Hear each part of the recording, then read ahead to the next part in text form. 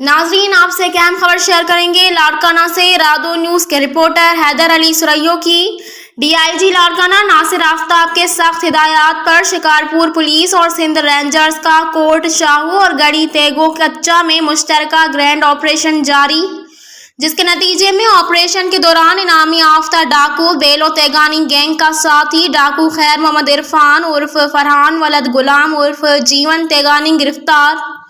Police और rangers की भारी नफरी कच्चे में मौजूद है। पुलिस कमांडोज और सिंध रेंजर्स ने डाकुओं के ठिकानों को मुकम्मल तौर पर घेरे में ले लिया है। कच्चा ऑपरेशन के दौरान 26 मील डोंग मोरी शहीद वाहिद बख्श भुट्टो डकबंद के इलाका डाकुओं से क्लियर करवाया जा चुका है।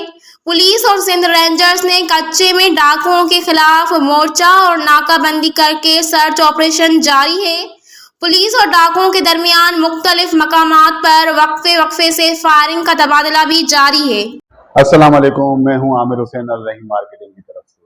फरहान अली वारिस सिटी जो कि सेफ एंड सिक्योर प्रोजेक्ट है और तमाम इदारों से मंजूर शुदा है, प्री लॉन्चिंग के बाद अब करने जा रहे हैं अपने प्रोजेक्ट को लॉन्च।